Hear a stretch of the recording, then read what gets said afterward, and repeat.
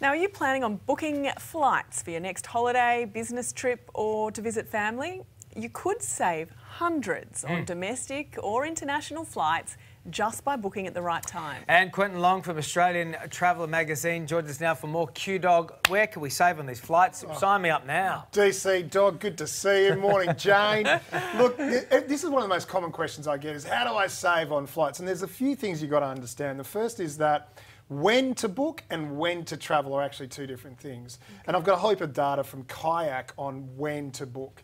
But when it comes to when to travel, you've got to understand aviation is largely driven by the business traveller. So when the business traveller is not flying is when it's going to be cheapest. And so generally the rule of thumb is going to be Tuesdays and Saturdays. Right. That's when they're not flying. That's when you're going to save some money. A couple of other tips and tricks.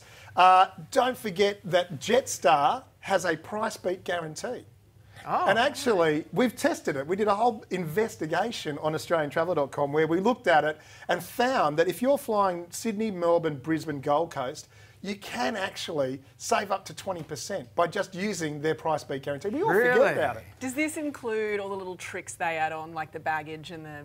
You're right. You know, that does come into it. You just ruined the segment. Yeah, sorry. No, but it is.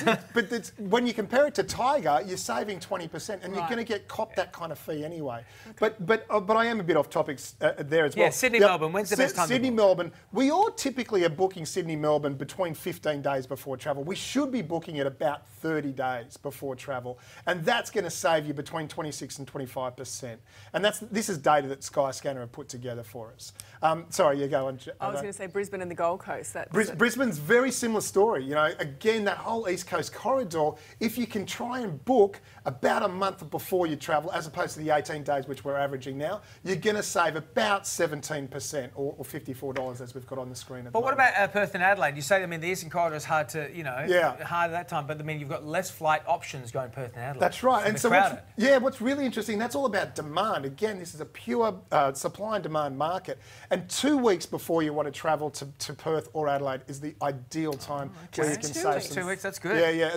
And the other thing about those markets is that they are really, really susceptible to peaks and troughs. And so if you can avoid travelling at peak times, you can really save a lot of money. See, that's the one I like hearing, because 30 days sounds like I have to be too organised. Yeah, that's right. To plan ahead. Jane's not going to plan. we sort of pay for our spontaneity. That's the problem. Yeah. And most people say, when should I book? And my rule of thumb is, if you know where you want to go and when you want to go, book as soon as you know.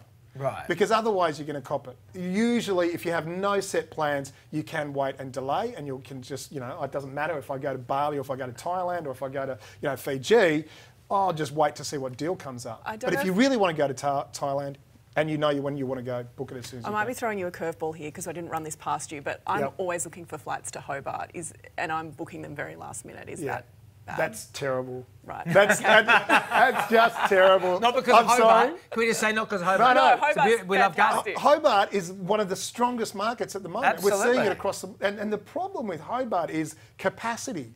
They can't get any more in, particularly at their peak and shoulder periods. Winter, Mofo, for example, has done a great job in driving tourism to Tasmania. The whole sort of Tasmanian market is huge at the moment. So you have to book like a year ahead.